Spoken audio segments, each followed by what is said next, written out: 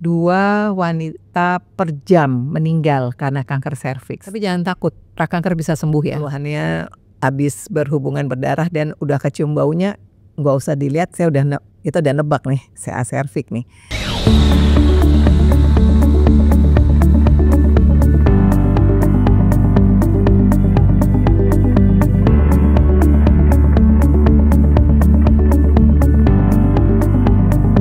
Assalamualaikum warahmatullahi wabarakatuh. Selamat siang. Halo Sobat Sehat RSCM. Ketemu lagi kita siang ini dalam acara podcast RSCM. Podcast ini bertujuan untuk menyokong HUT RSCM ke-105 dengan tema kolaborasi untuk negeri. Siang hari ini, perkenalkan diri, nama saya Tantri Puspaditya, Dokter Magister Rumah Sakit dari Instalasi Pelayanan Rawat Inap Terpadu Gedung A, akan membawakan podcast selama 30 menit ke depan terkait tema yang sangat penting untuk kaum wanita, yaitu waspada kanker serviks, kenali dan cegah sejak dini. Sudah hadir bersama kita di studio seorang pakar ahli kesehatan reproduksi wanita, Profesor Dr. Jenita Indarti SPOGK. Beliau adalah seorang pakar di bidangnya, di bidang obstetri dan ginekologi. Beliau merupakan Kepala Instalasi Rawat Inap Terpadu Gedung A dan juga merupakan staf KSM Obgyn FKUI RSCM. Mari kita sapa pembicara kita. Selamat siang Prof. Assalamualaikum. Waalaikumsalam warahmatullahi wabarakatuh. Gimana Prof? Sehat hari ini Prof? Alhamdulillah sehat. Oke. Prof, siang ini kita mau ngobrol bincang-bincang terkait kanker serviks, Prof. Kalau kanker serviks kita harus tahu, berarti harus mengenali dan kita harus cegah sejak dini. Sebelum kita mulai ke topik-topik yang lebih berat nih Prof, sebenarnya kanker serviks itu apa sih Prof? Dan besaran masalahnya yang ada di Indonesia itu seperti apa? Ya, kanker serviks itu adalah kanker pada mulut ya, mulut rahim dan sampai juga di leher. Jadi mulut rahim atau leher rahim kita sebut serviks, itu bahasa medisnya ya. Nah jadi kita anggap ya sekarang kita sebut kanker serviks ya, itu kanker yang ada di mulut atau leher rahim ini. Itu merupakan bagian dari rahim yang berhubungan langsung dengan dunia luar, itu melalui vagina. Kita tahu dari semua kanker dari organ reproduksi ya, itu terbanyak 70%-nya adalah di serviks, jadi kanker serviks. Lainnya mungkin 10-12% kanker ovarium ya, terus yang lain-lain dari bagian rahim. Nah, kenapa ini penting? Karena kanker serviks menduduki urutan kedua ya di Indonesia setelah kanker payudara, ini kanker pada wanita. Nah, jadi kalau kita lihat lagi bahwa ternyata kanker serviks ini kan dapat dicegah dan satu-satunya kanker saya rasa di semua kanker itu adalah kanker serviks dapat dicegah, dan juga apabila diketahui dalam stadium prakanker atau pada derajat prakanker itu dapat sembuh 100% apabila diobati dengan tepat. Jadi artinya dan perjalanan kanker serviks ini lama ya. Jadi dari mulai masuknya infeksi HPV tadi sebagai penyebab yang saya bilang sudah diketahui penyebabnya dan diketahui cara pencegahannya, sejak masuknya infeksi HPV ini sampai menjadi kanker serviks ya, itu memerlukan waktu mungkin sekitar 15 tahunan. Jadi dari masuk infeksi sampai prakanker yang paling tinggi derajatnya itu 5 tahun, kemudian berikutnya 10 tahun jadi kanker. Jadi sayang sekali kalau dalam kurun waktu yang lama ini tidak ada usaha untuk mendeteksi dan melakukan pencegahan. Jadi sebenarnya deteksinya tuh mudah ya, sudah diketahui juga. Dan angka cakupan dari screening kanker serviks di Indonesia masih sangat rendah. Itu masih baru tahun 2023 ini 14,6%, sebelumnya lebih rendah lagi.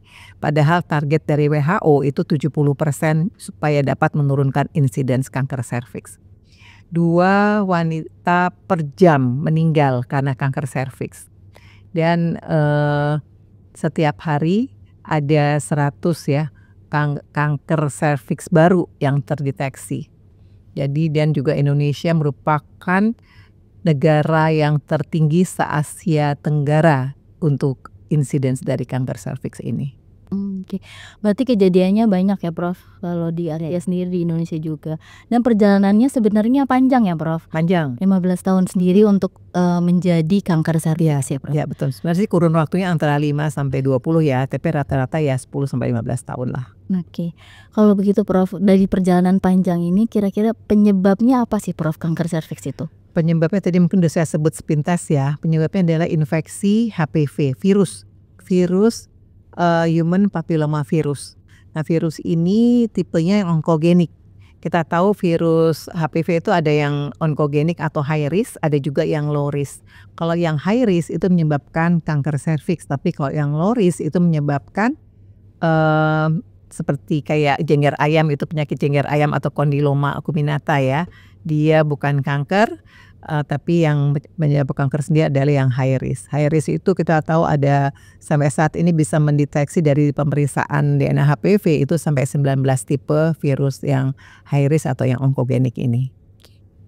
Kalau deteksi dini nih Prof, supaya kita, kaum-kaum wanita ini, aware terhadap kesehatan kita sendiri gitu. Apa sih yang bisa kita lakukan untuk mendeteksi dari kanker serviks ini? Ya, kanker serviks itu kalau kita nunggu gejala ya, gejalanya itu postcoital bleeding atau pendarahan pasca senggama. Kalau kita tunggu gejala maka udah terlambat, biasanya udah jadi kanker tuh.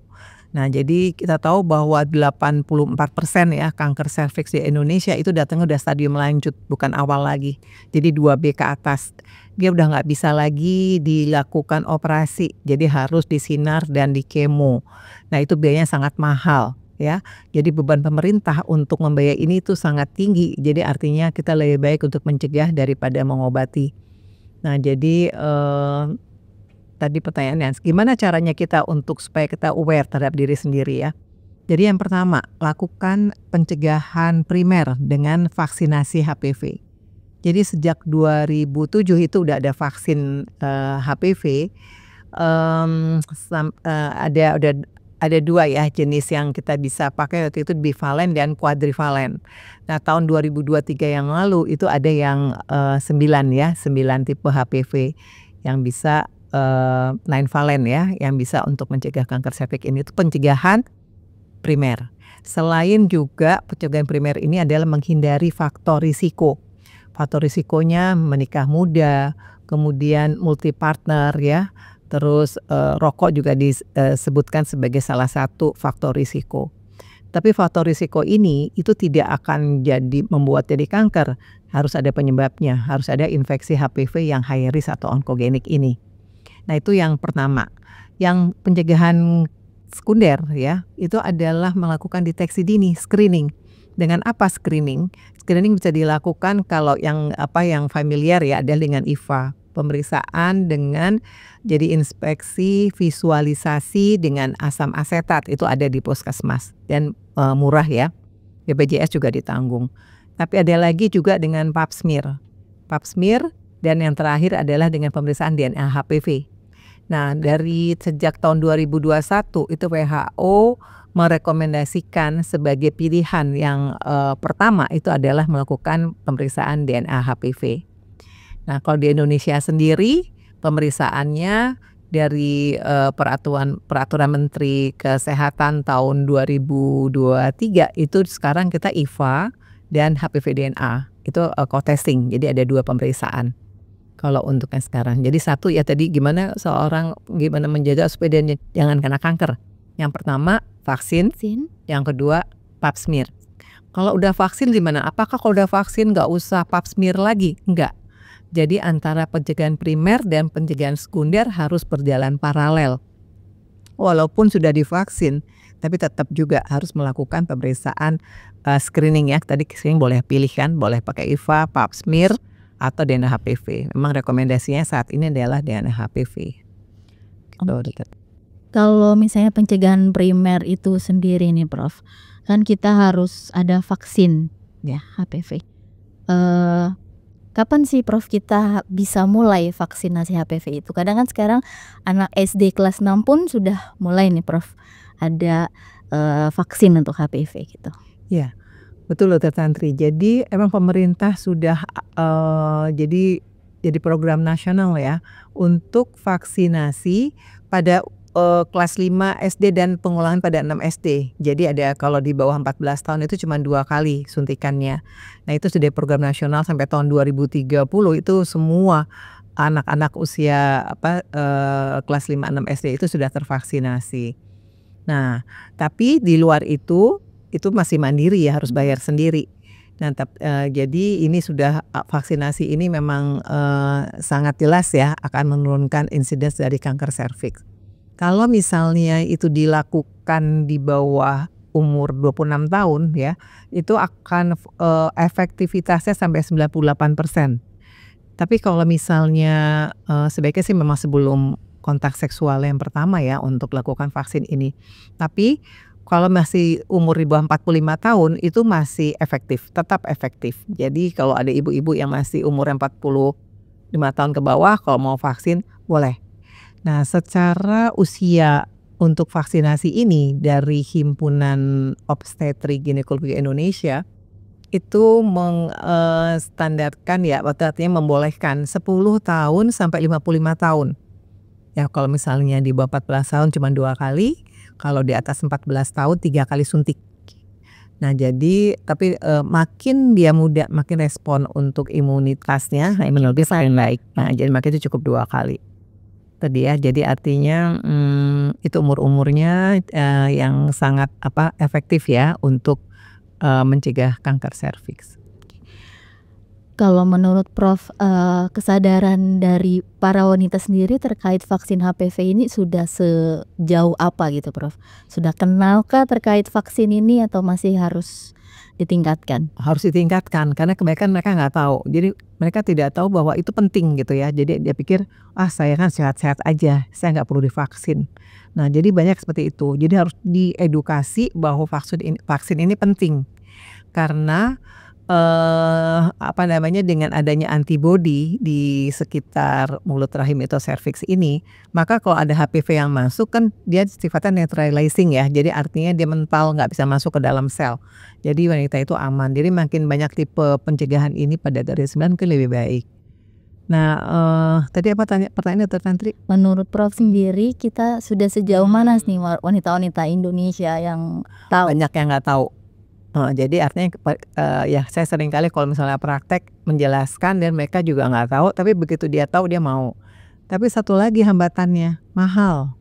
Vaksinnya itu kalau boleh sebut harga ya? Kalau yang 9 itu sekitar 2,5 jutaan, itu 3 kali 7,5 juta. Itu kalau kan dia harus bayar mandiri, kalau udah di atas nggak ditanggung pemerintah kan. Terus kalau misalnya yang generasi 4, maksudnya yang bivalen, ya itu sekitar 1,2, 1,5. Kalau 3 kali kita tinggal kalikan aja. Jadi masih cukup tinggi. Jadi kita tahu kan orang yang mampu berapa persen ya yang bisa. Jadi hambatannya harganya mahal dan yang tahu juga nggak banyak gitu. Jadi mungkin yang datang ke dokter praktek yang diberi edukasi dan dia punya uang untuk bisa membeli vaksin itu, dia akan melakukan. Itu aja sih, masih jauh ya. Tapi untuk vaksinasi. Tapi paling enggak kita itu idealnya dua-duanya. Tapi kalau paling enggak screening yang harus digalakkan ya. Screening yang paling murah itu kan IVA. Tapi kan pemerintah sekarang kan mengadop ya. Jadi artinya HPV juga diperiksa. Jadi co-testing IVA dan HPV. Nah itu ya sangat bagus ya. Jadi dengan kombinasi co-testing antara IVA dan HPV itu akan lebih akurat. Nah kalau akurat jadi kan ketepatan untuk dia bisa meng-screening suatu kelainan itu lebih tinggi. Oke.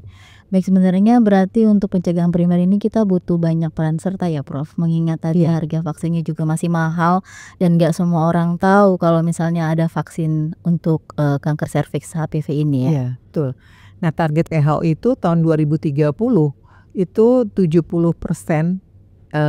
wanita ya itu at risk itu tervaksinasi 70%. Sekarang mungkin angka kita sekitar 5%. Jadi untuk tahun 2030 berapa tahun lagi tuh? 6 tahun lagi ya. 6 tahun lagi kita baru 5%, targetnya 70%. Itu agak sulit ya karena mengingat harga vaksin masih mahal. Walaupun ada vaksin-vaksin yang buatan Indonesia mungkin lebih murah, tapi saya nggak kurang jelas, belum pasti sampai di mana ya proses ini untuk disosialisasikan ke tenaga kesehatan. Benar begitu. Berarti memang selain vaksin kita maju nih, berarti ke sekunder tipe pencegahan ya Prof ya. Yang paling nggak pap smear, IVA gitu ya Prof. Untuk pap smear IVA sendiri sebenarnya di puskesmas sudah ada ya Prof ya? Berarti Puskesmas IVA udah ada.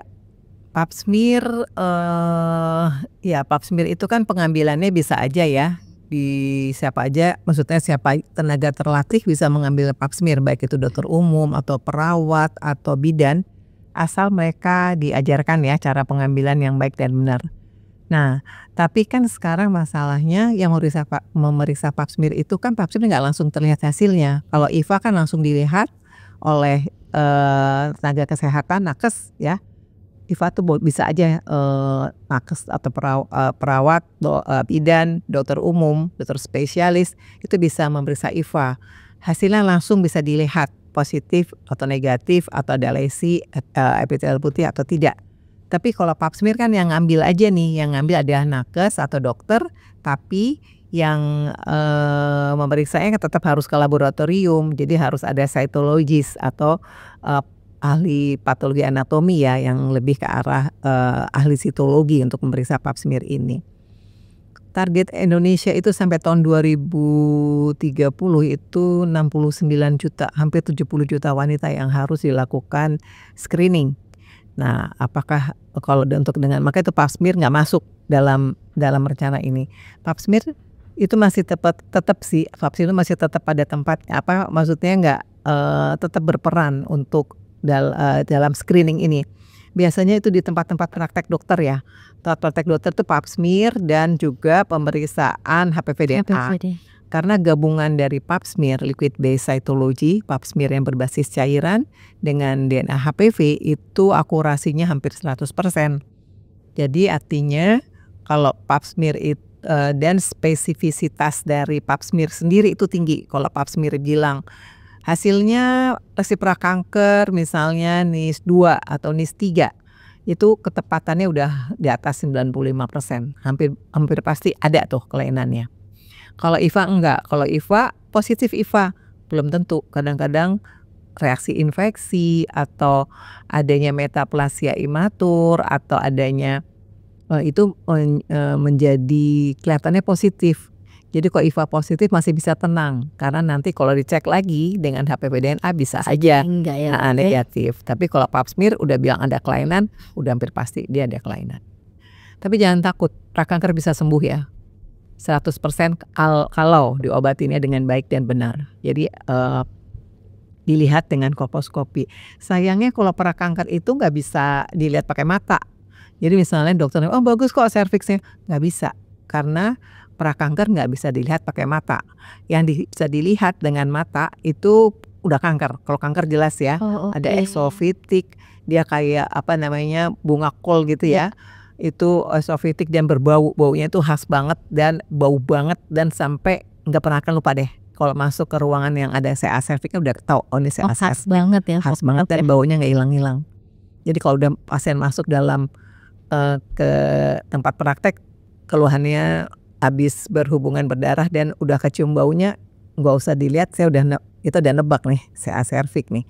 Nah nanti pasti kan harus dipastikan dengan biopsi, diambil, dibuka, dilihat di jaringannya, diambil, dibuktikan secara PA ya, walaupun kita udah tahu tapi PA harus ada dasar sebagai gold standarnya untuk memastikan bahwa itu memang CA cervix. Kalau prakanker enggak, dia nggak bisa dilihat pakai mata. Nah jadi kita harus kasih oleskan asam asetat, maka itu pemeriksaan namanya IVA ya, inspeksi visualisasi dengan asam asetat. Dia akan membantu melihat epitel putih. Jadi kalau prakanker ada epitel putih, kalau nggak normal aja dia warnanya pink aja. Jadi ini dasarnya kan emang karena inti pada lesi prakanker lebih besar ya daripada inti normal sel-sel yang intermediate yang normal. Ya kolposcopy adalah mengambil kolposcopy. Nanti apa sih kalau positif mau diapain nih gitu kan ya? Kalau hasilnya HPV DNA positif ya, tipe-tipe tertentu kayak 16, 18 yang dianggap bahwa tipe ini tipe yang paling agresif, itu harus langsung dilakukan kolposkopi. Karena walaupun pap smear-nya negatif, karena kita tahu pap smear itu false negatifnya tinggi. Kalau dia bilang negatif, belum tentu. Dari 10 mungkin 3 yang sebetulnya ada positif. Jadi false negatifnya tinggi, jadi berarti dia harus digabung nih sama HPV supaya akurasinya tinggi. Ya, HPV DNA, maka kita bisa gabungnya LBC pap smear dengan DNA HPV yang saya bilang hampir 100% karena HPV meningkatkan sensitivitasnya. Nah, jadi kalau ya tadi tindak lanjutnya ya, kalau positif, baik IVA positif atau DNA HPV 16-18 positif atau co-testing antara IVA dengan DNA HPV yang positif, itu tindak lanjutnya adalah kolposkopi. Untuk apa di kolposkopi? Yang tadi karena prakanker kan nggak kelihatan pakai mata kalau kita jadi pakai IVA bisa. Cuman untuk melihat semua secara struktur pembuluh darah, kemudian akan melakukan biopsi target. Ya, jadi yang diambil biopsinya untuk PA itu yang ada warna putihnya kan, jadi target biopsi namanya. Itu yang kita ambil dan kita periksa ke PA. Kita nggak boleh melakukan suatu tindakan misalnya pengobatan pada hasil pap smear ya, yang positif misalnya NIS2 bahkan NIS3 sekalipun. Walaupun NIS3 boleh histerektomi ya sampai angkat rahim misalnya. Tapi bukan dari dasar pap smear-nya untuk melakukan ini, tapi dasarnya adalah dasar pemeriksaan gold standarnya dengan IVA itu tadi, dengan kolposkopi, target biopsi, kemudian dilihat jaringannya. Oke, berarti tahapannya ketika kita deteksi berarti selain kalau misalnya IVA ataupun pap smear tapi tetap pakai DNA HPV ya Prof ya. Begitu kita pastikan lagi dengan kolposkopi baru kita tahu kita pengobatannya seperti apa gitu Prof. Kolposkopi ada indikasi, nggak semua di kolposkopi. Jadi untuk hasil screening positif itu di kolposkopi. Nah, yang harus di kolposkopi apa aja? Kalau temuan hasil pap smear-nya, pap smear aja nih tunggal sendirian. Kalau hasilnya dia NIS3 itu artinya lesi prakanker derajat yang paling tinggi ya. Nih, ini prakanker nih. Itu dia harus di kolposkopi untuk kita bisa pastikan daerah lokasi yang kelainannya dan diambil jaringannya untuk dipastikan secara PA, histopatologi. Yang kedua apalagi kalau hasil pap smear-nya ada 2 tuh yang harus untuk di kolposkopi. Kalau hasilnya high grade SIL ataupun hasilnya ASCH, atypical squamous cell undetermined significance. Nah, itu harus kolposkopi. Apalagi indikasi kolposkopi kalau hasil IVA-nya misalnya positif, HPV DNA juga positif, atau HPV DNA-nya yang tipe 16-18 positif. Nah, itu kolposkopi, atau tipe lain high risk yang 2 kali berturut-turut positif. Itu harus di kolposkopi. Biasanya itu ada kelainan gitu ya, tapi kelainannya maka itu kita nggak tahu nih apakah dia NIS1, NIS2, NIS3. Jadi NIS itu neoplasia intraepithelial cervix, itu istilah untuk prakanker. Ada 1, 2, 3 tergantung dari kelainan sel yang ada pada epiteli tersebut gitu. Jadi ada 1/3 itu NIS1 yang 1/3 bawah, 1/3 sampai 2/3 itu NIS2 yang seluruh jaringan kena itu NIS3. Kalau dia belum menembus membran basal kita bilang itu prakanker. Tapi kalau membran basal udah tertembus kita bilang udah kanker. Nah, kalau udah kanker gimana tuh? Bisa sembuh nggak? Kalau tadi kan prakanker bisa sembuh. Kalau kanker nggak bisa sembuh. Kita nggak ngomong sembuh untuk kanker. Kita bilangnya 5 years survival rate. Artinya apa? Angka ketahanan 5 tahun. Dalam 5 tahun itu berapa orang yang masih tetap survive? Nah, kalau makin tinggi derajat atau keparahan stadium dari kankernya, makin tinggi stadium kankernya, makin rendah angka ketahanan 5 tahunnya atau 5 years survival rate-nya. Oke. Berarti sebenarnya semakin dini kita mendeteksi maka semakin baik pula survival rate-nya ataupun perbaikan dari pengobatannya, Prof. Ya, betul. Yang masih bisa operasi itu stadium 1A, 1B, 2. 1B 2A ya pilihan ya, tapi kalau 2B ke atas biasanya nggak bisa dioperasi lagi, itu harus disinar ataupun kemo radiasi. Berarti Prof, kalau Prof sendiri menilai, kan tadi sebenarnya ada beberapa deteksi dini ya Prof, mulai dari primer maupun sekunder. Kalau sekarang berarti edukasi ke masyarakatnya nih Prof terkait deteksi-deteksi dini, sudah ada upaya untuk optimalisasi kah, atau ada bagian-bagian yang perlu ditingkatkan lagi untuk edukasinya nih Prof?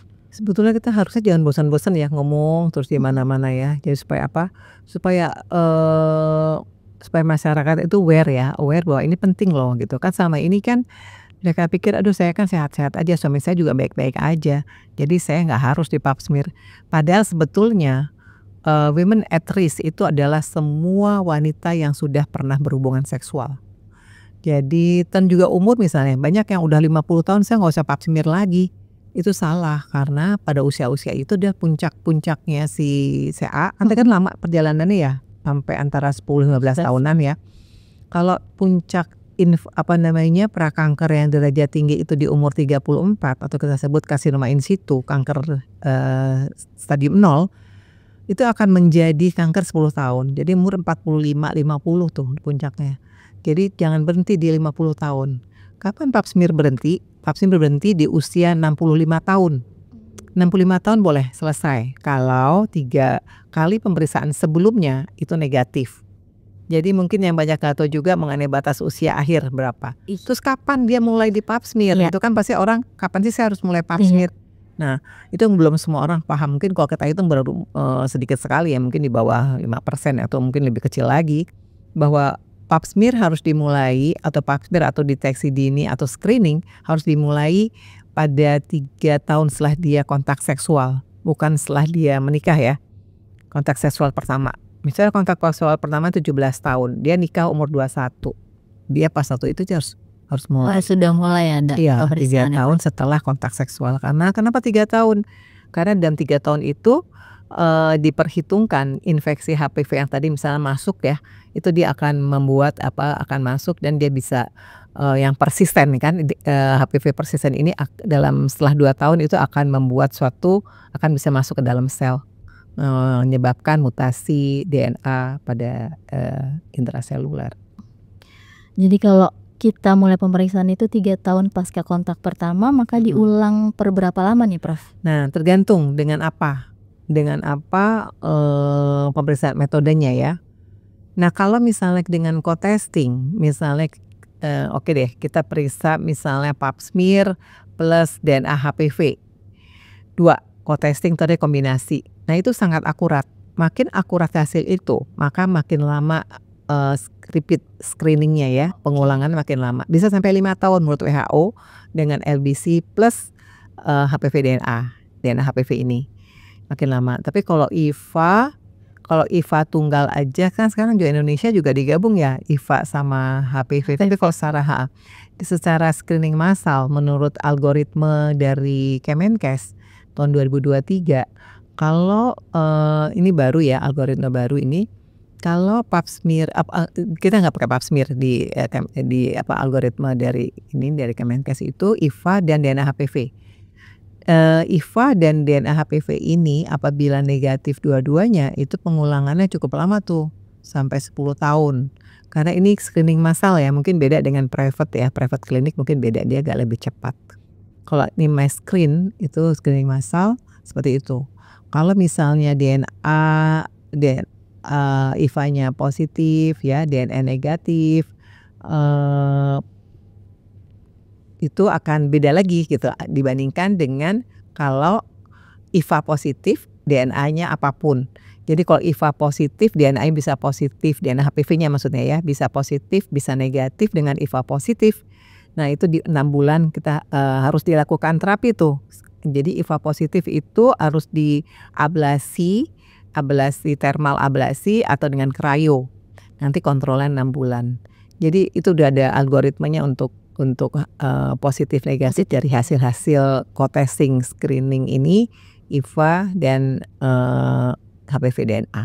Berarti sudah ada algoritma what if-nya ya Prof, kalau misalnya ini positif maka akan begini. Iya, kalau HPV jadi yang jadi perhatian berbeda itu kalau misal HIV negatif, HPV 16-18-nya positif, itu kalau ulangannya tuh hanya 1 tahun. Tapi kalau yang positif HPV DNA yang bukan 16-18 itu pengulangannya 3 tahun. Jadi makin lama ya. Jadi artinya ada algoritma, jadi mesti kalau misalnya masuk ke dalam suatu tata laksana kita bisa melihat ke algoritma tersebut. Melihat tadi penjelasan Prof ya, mendengar apa yang Prof jelaskan berarti masih ada PR besar kayaknya Prof ya untuk mengedukasi masyarakat, para wanita untuk aware terhadap kesehatan reproduksi ya, terutama untuk kanker serviks ini. Iya, Prof. betul. Nah, untuk screening sendiri itu kelihatan udah ada program tahun per tahun ya, berapa juta ya, untuk dilakukan screening dengan pemeriksaan itu.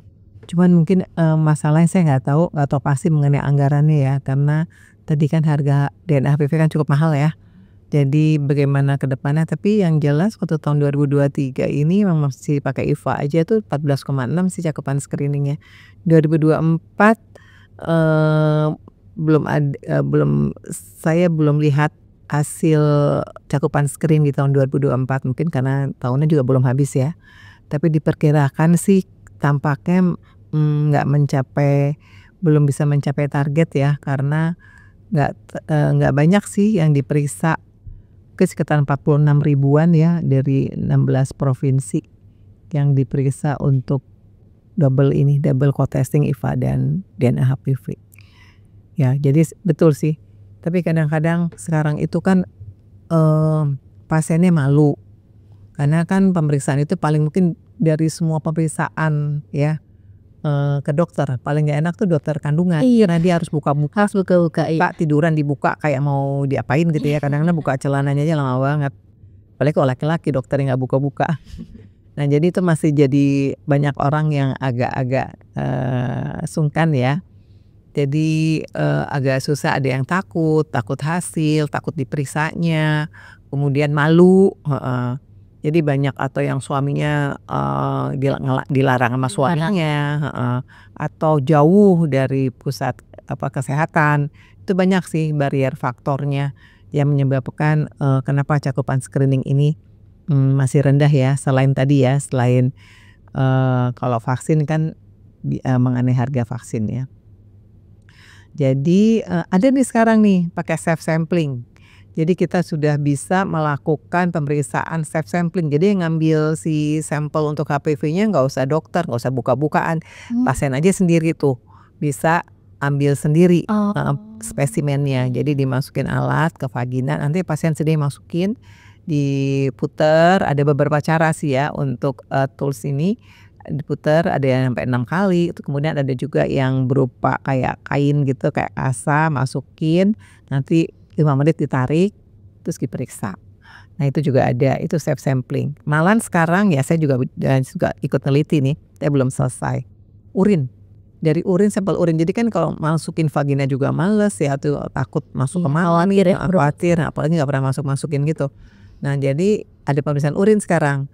Ternyata dari urin HPV ini juga lumayan menjanjikan ya. Jadi ada yang macam-macam sih hasil penelitian, ada yang 60, 70, bahkan ada yang sampai 80 atau lebih untuk sensitivitas dari urin. Nah, itu merupakan yang menjanjikan ya pemeriksaan terkait dengan pasien-pasien yang enggan untuk dilakukan pemeriksaan oleh dokter atau yang jauh. Karena nanti yang periksa tinggal dikirim aja, dia dikirim ke lab untuk pemeriksaan. Gak usah dokter yang periksa, kayak pap smear kan harus dokter yang ngelihat di bawah mikroskop. Kalau ini kan hanya mesin, masukin ke mesin udah jadi deh, positif negatif tipe berapa. Itu udah cara pemeriksaan yang mudah ya. Tapi itu tadi ya kendalanya kan dari HPV DNA ini dia paling bagus, cuman ya lebih mahal, paling mahal. Berarti sebenarnya tantangan kita selain harga vaksin yang mahal juga, terus sebenarnya masyarakat juga sepertinya malu ya Prof untuk datang karena tipikal jenis pemeriksaannya tadi kan ya. Tapi alhamdulillah sekarang sudah mulai ada penelitian dan supaya lebih nyaman juga ya Prof yang ingin memeriksakan. Terakhir nih Prof, ada pesan untuk para wanita di Indonesia terkait dengan kesehatan reproduksi terutama untuk kanker serviks ini? Ya. Jadi mungkin pesannya ya, jadi kalau ibu-ibu itu yang punya anak gadis ya, waktu sebelum dia jadi gadis gitu, artinya pas umur sekolah SD ya, tadi ya 5 SD atau 6 Kelas SD, 5 atau disuntikinnya cuma 2 kali. Itu ada aset yang sangat berharga. Suntik supaya dia aman nantinya dari kanker serviks. Nanti setelah dia menikah, nanti ya dia harus melakukan pap smear 3 tahun setelah hubungan seksualnya. Rutin aja tiap berapa tahun. Nah nanti dokternya akan ngasih tahu ya, kalau dia cuma pap smear aja mungkin bisa 1 atau 3 tahun gitu ulangannya. Tapi kalau dengan HPV bisa 3 sampai 5 tahun. Nah tapi kalau di private gitu ya, atau kalau misalnya dia, oh saya nggak punya uang untuk itu, saya mau IVA aja, bisa IVA aja. IVA mungkin setahun atau 3 tahun sekali, itu bisa diulang. Baik, jadi seperti tema kita ya Prof ya, sejak dini kita kenal, sejak dini kita cegah juga, maka itu menjadi aset buat kita ke depan ya. Betul sekali Tantri. Terima kasih banyak ya Prof atas bincang kita siang hari ini. Gak kerasa kita udah sampai 30 menit ya Prof. Iya. Terima kasih banyak, semoga kedepannya makin banyak wanita Indonesia yang lebih aware terhadap kesehatan reproduksi. Sehingga kanker serviks turun ya. Iya, amin. Terima kasih banyak Prof Junita. Sama-sama, makasih. Sobat Sehat RSCM, demikian kita sudah sampai di penghujung podcast kita siang hari ini. Terima kasih atas atensi Sobat RSCM, semoga kita ke depan makin sehat. Kami tutup. Assalamualaikum warahmatullahi wabarakatuh. Waalaikumsalam warahmatullahi wabarakatuh.